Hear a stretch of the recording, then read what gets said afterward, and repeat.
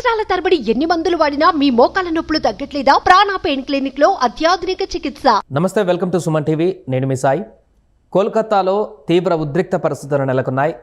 ఛాత్ర సమాజ్ విద్యార్థి సంఘం పిలుపునిచ్చినటువంటి ఆందోళనకు మంగళవారం తీవ్ర రూపం దాల్చడంతో పోలీసులకి వారికి మధ్య లాఠీ చార్జ్, బాష్పాయు ఇవన్నీ ప్రయోగించడంతో కొంత ఉద్రిక్తత చోటు చేసుకుంది. దీంతో ఈరోజు బంద్ కూడా కొనసాగుతుంది బెంగాల్లో. అసలు అక్కడ ఏం జరుగుతుంది, ఆందోళనకు పిలిపించినటువంటి విద్యార్థి సంఘాలు ఏంటి, పూర్తి వివరాలు తెలుసుకుందాం. మనతో పాటు Suman TV news chief editor Keshav గారు ఉన్నారు. సార్ నమస్తే. నమస్తే. సో బెంగాల్లో ఒక్కసారిగా మరింత ఉద్రిక్తమైనటువంటి పరిస్థితి అక్కడ నెలకొంది. ఛాత్ర సమాజ్ అనేటువంటి ఒక విద్యార్థి సంఘం తీవ్ర స్థాయిలో అక్కడ ప్రొటెక్షన్ చేస్తుంది. అసలు ఆ సంఘం, విద్యార్థి సంఘం ఎక్కడిది, ఎక్కడి నుంచి వచ్చింది, ఎవరు సపోర్ట్ చేయకపోయినా ఇంత ఆందోళనకు ఎలా ముందడుగు వేస్తుంది? ఒకటి జరిగినటువంటి ఇన్సిడెంట్ని బట్టి రియాక్షన్ రెవల్యూషన్గా కన్వర్ట్ అయ్యేటువంటి దశలో ఇప్పుడు బెంగాల్లో ఉన్నటువంటి ఆందోళనలు కనిపిస్తున్నాయి. ఎందుకంటే ఆర్జికర్ హాస్పిటల్లో ట్రైనీ డాక్టర్ పట్ల జరిగినటువంటి ఒక అమానుషమైన ఘటన దేశం మొత్తాన్ని కదిలించింది. నిర్భయ ఇన్సిడెంట్తో పోలిస్తే కూడా ఇది అంతకంటే ఎక్కువ ఘోరం, క్షమించరానటువంటి నేరంగా కనిపిస్తున్నది. ఎందుకంటే ఒక నిర్భయ ఇన్సిడెంట్ కూడా రోడ్డు పైన రాత్రిపూట ఉన్నటువంటి ఒక జంట పట్ల జరిగినటువంటి దుర్మార్గం, అది కూడా దారుణమే. కానీ అంతకంటే సివియారిటీ ఇక్కడ ఏంటంటే వర్క్ ప్లేస్లో ఒక 36 గంటల పాటు వైద్య సేవలో ఉన్నటువంటి ఒక జూనియర్ వైద్యురాలికి కనీస రక్షణ ఇవ్వలేని నిస్సహాయ స్థితిలో ఉన్నటువంటి దేశం మొత్తం సిగ్గుపడాల్సినటువంటి సందర్భం. కానీ బెంగాల్లో ఇప్పుడు ఏర్పడినటువంటి వెస్ట్ బంగా ఛాత్ర సమాజ్ ఈ ఆధ్వర్యంలో ఆందోళనలు జరిగినాయి. అలానే దీనికి అనుబంధంగా బెంగాల్ ప్రభుత్వ ఉద్యోగుల అసమ్మతి వేదిక ఒకటి కూడా పనిచేస్తుంది. సో వీళ్ళు కలిసి చేసినటువంటి ఆందోళన బయట నుంచి రాజకీయ పార్టీల మద్దతు, కమ్యూనిస్ట్. కానీ జూనియర్ వైద్యులు మాత్రం సపోర్ట్ చేయనట్టు కనిపిస్తుంది ఇక్కడ. అంటే ఇక్కడ బెదిరింపులు అనేవి కానీ, వార్నింగ్లు అనేవి కానీ పనిచేస్తున్నాయి. ఒకవైపు కమ్యూనిస్ట్ పార్టీలు, ఇంకోవైపు భారతీయ జనతా పార్టీ, ప్రధానమైనటువంటి పార్టీలు. కాంగ్రెస్ పార్టీ స్థితి అక్కడ అంతంత మాత్రం. అది కూడా ఇప్పుడు ఒక మిత్రపక్షం INDIA కూటమిలోకి రావాలి అని మమతా బెనర్జీని కలవరిస్తున్నారు కాబట్టి బహిరంగంగా ఎక్కడా కూడా ఖండన మండనలు లేవు. కానీ కమ్యూనిస్టులు, బీజేపీ నాయకులు మాత్రం అక్కడ పోరాటం చేసేటువంటి ప్రయత్నాలు చేస్తున్నారు. బెంగాల్లో ఈరోజు కూడా బెంగాల్ బంద్కి బీజేపీ పిలుపునిచ్చింది. మమతా బెనర్జీ ముఖ్యమంత్రి హోదాలో ఉండి బంద్లో పాల్గొంటే ప్రభుత్వ ఉద్యోగులు అందరికీ కూడా ఉద్యోగాలు పోతాయని వార్నింగ్ ఇచ్చింది. ఖచ్చితంగా అందరూ కూడా కార్యాలయాలకు రావాల్సిందని వార్నింగ్ ఇచ్చింది. అంటే ఈ తీరు ఖచ్చితంగా విద్యార్థుల్లో, ఇప్పుడు మనం పక్కనే ఉన్న బంగ్లాదేశ్ను ఒక ఉదాహరణగా తీసుకుని చూద్దాం. కారణాలు ఏవైనా కావచ్చు, కానీ ప్రభుత్వ నిరంకుశ విధానాల పట్ల వచ్చినటువంటి వ్యతిరేకత బంగ్లాదేశ్లో ప్రభుత్వ కూల్చివేతకు కారణమైంది. అదే తరహాలో బెంగాల్ ప్రభుత్వం కూడా కూలిపోతుందా అనేటువంటి సంకేతాలు అక్కడ కనిపిస్తున్నాయి.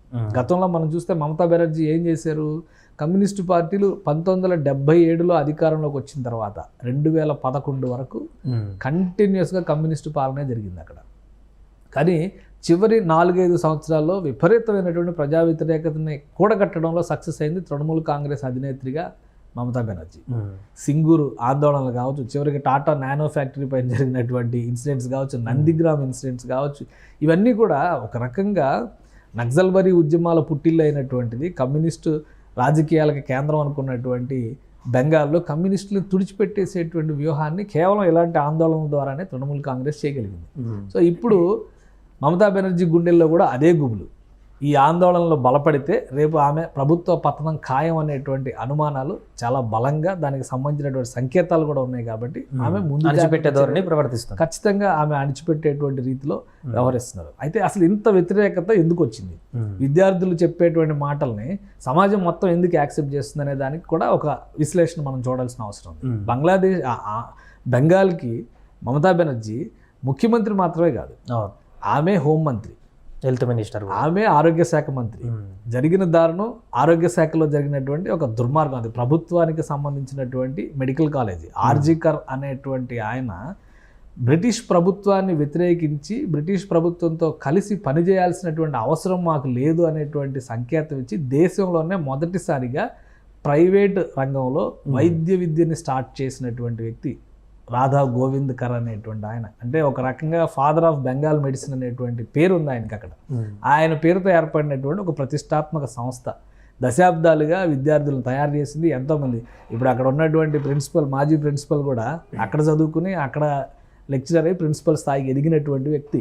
కాబట్టి అంత హిస్టరీ ఉన్నటువంటిది, అంత దుర్మార్గమైనటువంటి సంఘటన జరిగినప్పుడు ప్రభుత్వం ఎలా వ్యవహరించాలి, అక్కడ ఉన్నటువంటి వైద్య శాఖ సిబ్బంది ఎలా వ్యవహరించాలి, ఆ స్థాయిలో వ్యవహరించలేదు. తర్వాత కేసులు పెట్టేటువంటి క్రమంలో హోంశాఖ మంత్రిగా కూడా ఆమె ఉన్నారు కాబట్టి ఎంత కఠినంగా వ్యవహరించాలి. వినీత్ గోయల్ అని చెప్పని ఇప్పుడు కలకత్తా కమిషనరు ఎంత బాధ్యతారహితమైనటువంటి స్టేట్మెంట్లు ఇచ్చారు. ఇవన్నీ దేశం మొత్తం అవి చూసిన తర్వాత మనసులో ఒక రకమైనటువంటి గుబులు రేగినటువంటి సందర్భం. కాబట్టి ప్రత్యక్షంగా అక్కడ ఉన్నటువంటి బెంగాల్ యువతని రగిలింపజేస్తున్నటువంటి సంఘటనలు. సో దీనికి తిరుగుబాటుగా ఆ విద్యార్థి సమాఖ్య కూడా ఇచ్చినటువంటి పిలుపు ఏంటంటే, మమతా బెనర్జీ ముఖ్యమంత్రి పదవిలో ఉంటే ఈ కేసులో నిష్పాక్షిక విచారణ అనేది జరగదు. ఆ విద్యార్థులు చెప్తుంది కరెక్టే, దేశం అంతా కూడా ఇప్పుడు అదే ఫీలింగ్తో ఉంది కదా. అంటే నిందితుల్ని కాపాడడానికి ప్రయత్నించింది అక్కడ ఉన్నటువంటి అధికారులు అనేటువంటివి అదే ప్రధాన కారణం. అందుకనే మమతా బెనర్జీ రాజీనామా చేయాలనేటువంటి డిమాండ్తో వాళ్ళు ఆందోళన చేశారు. చెలో సెక్రటేరియట్ చేశారు. మొత్తం రక్షణ వలయంలో సెక్రటేరియట్ ఉంది. పెద్ద స్థాయిలో ఇప్పటి వరకు ఈ మధ్య కాలంలో బెంగాల్లో ఆ స్థాయిలో వాటర్ క్యానన్స్ ఉపయోగించిన సంఘటన కానీ, బాష్పవాయు గోళాలు ఉపయోగించిన సంఘటన కానీ, రబ్బర్ బుల్లెట్లు ప్రయోగించిన సంఘటన కానీ గత 10 ఏళ్లలో జరగలేదు. మమతా బెనర్జీ 2011లో చీఫ్ మినిస్టర్ అయ్యారు. ఇప్పుడు 13 ఏళ్లుగా ఆమె ముఖ్యమంత్రిగా ఉన్నారు. ఈ 13 ఏళ్లలో ఇంత పెద్ద ప్రతికూలతను మమతా బెనర్జీ ఎదుర్కోలేదు. ఆర్జీకర్లో జరిగినటువంటి ఇన్సిడెంట్ ఖచ్చితంగా అక్కడ పీఠాలు కదిలించేటువంటి సంఘటనగా మారబోతుంది. దేశంలో మొదటిసారిగా నిర్భయ కేసు విషయంలో కూడా 2012లో ఆ ఇన్సిడెంట్ జరిగింది. అప్పుడు కూడా అంటే 10 ఏళ్ళు దాటింది. సో అప్పుడు కూడా 12 ఏళ్ళు దగ్గర ఆ ఇన్సిడెంట్ సందర్భంలో కూడా సుప్రీంకోర్టు స్వయంగా జోక్యం చేసుకోవాలి. కానీ ఈరోజు సుప్రీంకోర్టు సుమోటోగా తీసుకుని సిబిఐ కేసు విచారణ చేస్తున్నటువంటి తీరుని క్షణక్షణం మానిటర్ చేస్తూ డైరెక్షన్స్ ఇవ్వాల్సినటువంటి పరిస్థితి వచ్చిందంటే క్షేత్రస్థాయిలో ఉన్నటువంటి యంత్రాంగం ఎంత ఘోరంగా వైఫల్యం చెందిందనేది చాలా స్పష్టంగా కనిపిస్తుంది. అందుకనే విద్యార్థులు అంతటి తీవ్ర వ్యతిరేకత రాజుకుంది. ఖచ్చితంగా రాజకీయ కోణం ఉంటుంది అందులో. బీజేపీ అధికారంలోకి రావాలనేటువంటి ప్రయత్నాలు చేస్తుంది. కమ్యూనిస్టులు మళ్ళీ పూర్వ వైభవం కోసం ప్రయత్నం చేయాలనేటువంటి ఆలోచనలో ఉన్నారు. కాబట్టి ఒక ప్రతిపక్షాలన్నీ కలిస్తే ఒక బలమైనటువంటి వ్యతిరేకతను ఎదుర్కోవాల్సినటువంటి అవసరం ఉంటుందనేటువంటి భయం, ఆందోళన మమతా బెనర్జీ మనసులో చాలా క్లియర్గా కనిపిస్తుంది. అందుకే బంద్ సందర్భంగా కూడా ఎవరిని బంద్లో ఇన్వాల్వ్ అవ్వద్దు అనేటువంటి డైరెక్షన్స్ ఇచ్చారు. ఏదైనా జరగవచ్చు, గవర్నమెంట్ పడిపోయినా పడిపోవచ్చు, రాష్ట్రపతి పాలన దిశగా వెళ్ళినా ఆశ్చర్యపోవాల్సినటువంటి అవసరం లేదు. ఒకప్పుడు ఎంత ప్రోగ్రెసివ్ స్టేట్గా ఉన్నటువంటి వెస్ట్ బెంగాల్ ఎవరి పాలన అయినా కావచ్చు, కానీ గత 30-40 ఏళ్లుగా ఎంత వెనక్కిపోయింది అనేది అందరికీ తెలుసు. ముంబై, ఢిల్లీ కంటే కూడా ముందు మెట్రో సిటీ హోదాను దక్కించుకున్నటువంటి నగరం కోల్కతా. ఈరోజు కోల్కతా పరిస్థితి ఏంటి? కాబట్టి ఈ చర్చ దేశవ్యాప్తంగా జరుగుతుంది. కాబట్టి ఆర్థికపరమైనటువంటి అంశాలు, అభివృద్ధి నినాదాలు అనేటువంటి పక్కన పెడితే ముందు లా అండ్ ఆర్డర్, శాంతి భద్రతలు సవ్యంగా ఉంటే, ఆడపిల్లకి ఒక మహిళా డాక్టర్కి భద్రత కల్పించలేని నిస్సహాయ స్థితిలో ఉన్నప్పుడు ఆ ముఖ్యమంత్రి ఉంటే ఎంత ఉడితే ఎంత అనేటువంటి పరిస్థితి ఇప్పుడు బెంగాల్లో ఉంది. ఖచ్చితంగా ఇది చినికి గాలివాన అయ్యేటువంటి ఉద్యమంగా మారేటువంటి సంకేతాలు చాలా స్పష్టంగా కనిపిస్తున్నాయి. అందుకే బెంగాల్లో ఎంతటి నిరంకుశ వైఖరితో ప్రభుత్వం వ్యవహరిస్తుంది, ఇది ఏ స్థాయికి వెళుతుంది, విపక్షాలన్నీ ఏకమవుతాయి. ఇక్కడ ఇంకోటి మనం గమనించాల్సింది ఏంటంటే, ఈ కేసును ఖండించేటువంటి క్రమంలో విద్యార్థి సంఘాలు అనేటువంటి మాటకి అతీతంగా అందరూ కలిసి పోరాటం చేస్తున్నారు. సో రేపు రాజకీయ పరమైనటువంటి ఏకీకరణ కూడా జరగవచ్చు ప్రభుత్వాన్ని కూలగొట్టడం కోసం. ఏ పరిణామమైనా కానీ జరగవచ్చు. బట్ బాధ్యత తీసుకునే రీతిలో మమతా బెనర్జీ వ్యవహరించట్లేదు. ఇక్కడ ప్రధానమైన సమస్య అది. సిబిఐ కేసు వెళ్ళిన వెంటనే నిందితుడు, అనుమానితుడు అని ఒకరిని ఎవరినో అరెస్ట్ చేస్తే వారం రోజుల్లో వాడిని ఉరి తీయండి అని చెప్పి ఒక ముఖ్యమంత్రి నేరుగా రోడ్డు పైకి వచ్చి ధర్నా చేశారు. అది చాలా విచిత్రమైనటువంటి సందర్భం. కేసు తేల్చేటువంటి అవకాశాలు మీ చేతిలో ఉన్నప్పుడు 10 రోజులు తాత్సారం చేసి సిబిఐ కేసు తీసుకున్న 2వ రోజున మీరు స్టేట్మెంట్ ఇచ్చి వారంలో ఉరి తీయాలంటే ఒక న్యాయ వ్యవస్థ ఉంది ఇక్కడ. 13 సంవత్సరాలు ఆమె ముఖ్యమంత్రిగా చేశారు. దాదాపు 35 సంవత్సరాలు రాజకీయ అనుభవం ఉన్నటువంటి నాయకురాలు వారం రోజుల్లో ఉరి తీయడం అనేది సాధ్యమా? అజ్మల్ కసబ్ అనేటువంటి వ్యక్తి ముంబై ఫైరింగ్లో 26/11లో రెడ్ హ్యాండెడ్గా బుల్లెట్లు కాలుస్తూ మిషన్ గన్ పట్టుకొని ఆయన ఉన్నటువంటి సీసీ కెమెరా ఫుటేజ్ దొరికితే కూడా 10 ఏళ్ళు పట్టింది విచారణ జరగడానికి. ఉరి తీయడానికి ఇంకో 2 ఏళ్ళు పట్టింది. అలాంటిది వారం రోజుల్లో ఒక రేపిస్ట్ అనేటువంటి అనుమానంతో ఎలా ఉరి తీస్తారు? ముఖ్యమంత్రికి ఆ మాత్రం కామన్ సెన్స్ లేదా? సో ఇటువంటి రెచ్చగొట్టేటువంటి వ్యాఖ్యలు, ఖచ్చితంగా ఆమె చేస్తున్నటువంటి యాక్టివిటీస్ దోషుల్ని కాపాడే విధంగా ఉన్నాయనేటువంటి అనుమానం దేశవ్యాప్తంగా ఉంది. అది బెంగాల్ యువతలో మరింతగా బలపడడమే ఈ ఒక రకంగా ఈ ఆందోళనకి ఈ ఉద్యమానికి కారణంగా స్పష్టంగా కనిపిస్తుంది. అంటే ఇది పూర్తిగా ఇంకా చల్లారేటువంటి పరిస్థితి లేదా బెంగాల్లో విద్యార్థుల ఆందోళన కానీ మిగతా వ్యక్తుల ఆందోళన కానీ? అంటే ఒకటి ఏంటంటే ఫస్ట్ కాన్ఫిడెన్స్ బిల్డప్ చేయాల్సినటువంటి బాధ్యత ప్రభుత్వ పెద్దల పైన ఉంది. ఆ ప్రయత్నం జరగట్లా. అది ప్రధానంగా అన్రెస్ట్కి కారణం. ప్రభుత్వం స్పందించి ఇక్కడ న్యాయం జరుగుతుంది అనేటువంటి నమ్మకం కలిగించినా కానీ బాధిత కుటుంబాన్ని చివరికి ఎంత హడావుడిగా ఆ క్రమేషన్ కార్యక్రమం కానీ ఇవన్నీ ఎంత హడావుడిగా చేశారు. ఆ బాడీని హ్యాండ్ ఓవర్ చేసిన తర్వాత 4 గంటలు, ఇన్సిడెంట్ జరిగిన తర్వాత 14 గంటల తర్వాత ఎఫ్ఐఆర్ నమోదైంది. కానీ ఇందులో చాలా అనుమానాలు ఉన్నాయి. ఈ అనుమానాలన్నీ పటాపంచలు చేసేటువంటి స్థితిలో ప్రభుత్వ యంత్రాంగం, అంటే ప్రభుత్వం పెద్దగా మమతా బెనర్జీ వ్యవహరించలేదు. పోలీస్ కమిషనర్ ఇచ్చిన స్టేట్మెంట్లు కూడా అనుమానాస్పదంగా ఉన్నాయి.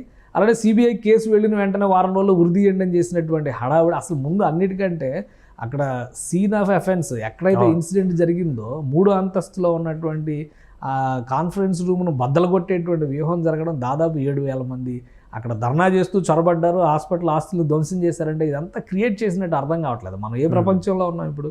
ఒక నిమిషం ఇక్కడ ఏదైనా ఇన్సిడెంట్ జరిగితే ప్రపంచం అంతా తెలిసిపోయేటువంటి యుగంలో మనం ఉన్నాం.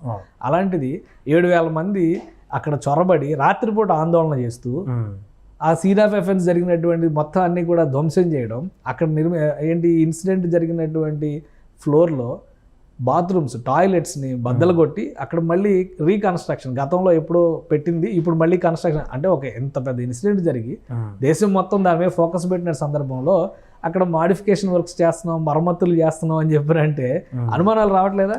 సో ఇన్ని అనుమానాలు ఉన్నాయి. ఇన్ని అనుమానాలు ఉన్నప్పుడు స్థానికంగా ఉన్న యువతలో రాజకీయ ప్రేరేపితాలు ఉండొచ్చు, కానీ స్థానికంగా ఉన్న యువతలో కూడా ఇది ఉద్దేశపూరితంగా జరుగుతున్నటువంటి చర్యలు అనేటువంటి అనుమానాలు చాలా బలంగా ఉన్నాయి. ఇప్పటికీ కూడా ప్రభుత్వం వాళ్ళలో కాన్ఫిడెన్స్ నింపేటువంటి చర్యలు తీసుకోవడం లేదు. సుప్రీంకోర్టు విచారణలోకి వచ్చినంత మాత్రాన, సుప్రీంకోర్టు పరిధిలోకి నేరుగా చీఫ్ జస్టిస్ ఆఫ్ ఇండియా పర్యవేక్షిస్తున్నంత మాత్రాన ఒక్క రోజులో జడ్జిమెంట్ జరిగిపోదు. స్థానికంగా జరుగుతున్నటువంటి ప్రతి సంఘటనకి కూడా స్థానిక యంత్రాంగం సహకారం కూడా అవసరం ఉంటుంది. సో ఇవేమీ జరగటం లేదు, అందుకనే అనుమానాలు బలపడుతున్నాయి. ఆ కాన్ఫిడెన్స్ నింపే దిశగా ప్రభుత్వం వ్యవహరిస్తోంది అనేటువంటి నమ్మకం కనుక కలిగి ఉంటే ఇంత పెద్ద ఎత్తున ఆందోళన జరిగేది కాదు. అది జరగలేదు కాబట్టే ఇక్కడ ఆందోళనలు బలపడుతున్నాయి. దీన్ని విపక్షాలు అడ్వాంటేజ్గా తీసుకోవాలనుకుంటున్నాయి కాబట్టి బెంగాల్ బంద్కు పిలుపునిచ్చినాయి. ఈ సందర్భంలో కూడా ప్రభుత్వం అక్కడ సంఘీభావం తెలిపేటువంటి ప్రయత్నాల కంటే కూడా అణగదొక్కేటువంటి ప్రయత్నాలకే ప్రాధాన్యం ఎక్కువ ఇస్తుందనే చాలా క్లియర్గా కనిపిస్తుంది. కాబట్టి ఈ వ్యతిరేకత. కాబట్టి దీన్ని నివారించడం అనేది ఎవరి చేతిలో ఉందంటే మళ్ళీ మమతా బెనర్జీ చేతిలోనే ఉంది.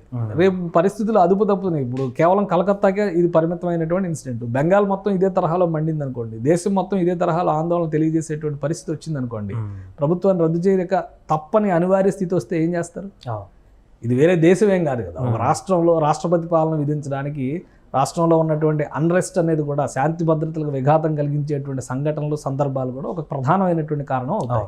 కాబట్టి ఒక నిర్ణయం తీసుకోవడానికి కూడా అవకాశం ఉంటుంది. అయితే అంత దూరం వెళ్లకుండా ప్రజాస్వామ్యయుతంగా సమస్యను పరిష్కరించాల్సినటువంటి బాధ్యత ప్రజాస్వామ్య పద్ధతిలో ఎన్నికైనటువంటి ప్రభుత్వాలు నడిపించేటువంటి పాలకుల చేతుల్లోనే ఉంటుంది. ఆ దిశగా మమతా బెనర్జీ కనుక ఫెయిల్ అయితే బెంగాల్లో ఘోరమైనటువంటి ఒక భారీ స్థాయి ఉద్యమాన్ని చూడడానికి కూడా మార్గం సుగమం అవుతుంది. రాజకీయ పార్టీలు కాచుకుని కూర్చున్నాయి. విద్యార్థులందరూ కూడా తీవ్ర అసంతృప్తి. ప్రభుత్వ ఉద్యోగుల అసమ్మతి వేదిక అనేది ఏర్పడిందంటే ప్రభుత్వం పట్ల వారు ఎంత అసమ్మతితో ఉన్నారు, అది కూడా అడ్వాంటేజ్ అవుతుంది కదా. దాన్ని కూడా ఒక అవకాశంగా తీసుకునేటువంటి పరిస్థితి ఉంటుంది కదా. కాబట్టి బెంగాల్లో జరుగుతున్నటువంటి ఆందోళనలకి, ఈ ఆగ్రహ జ్వాలలకి బెంగాల్ చీఫ్ మినిస్టర్ మమతా బెనర్జీయే బాధ్యురాలు. నివారించేటువంటి అవకాశం ఉంది కూడా ఆమెకే. ఆ దిశగా అడుగులు పడకపోతే కనుక ఖచ్చితంగా మరింత బలోపేతం అవ్వడానికి ఆస్కారం ఉంది. Right sir. అది ప్రస్తుతం బెంగాల్లో జరుగుతున్నటువంటి పరిణామాలు తీవ్ర ఉద్రిక్తతలకు దారితీశాయి. మొన్నటి వరకు శాంతియుతంగా జరిగినటువంటి నిరసనలు, చైత్ర సమాజ్ అనేటువంటి విద్యార్థి సంఘం పిలుపుతో నిన్న మంగళవారం రోజు తీవ్ర స్థాయిలో లాఠీ చార్జీలు కూడా జరిగేటువంటి పరిస్థితికి దారితీస్తుంది. ఈరోజు బంద్ కూడా కొనసాగుతుంది. చూడాలి రాను రాను ఈ ఉద్యమం ఇంకా ఎంత దూరం వెళ్తుందనేది. సుమన్ టీవీలో మీ పర్సనల్ అండ్ బిజినెస్ ప్రమోషన్స్ కోసం కింది నెంబర్కి కాంటాక్ట్ చేయండి.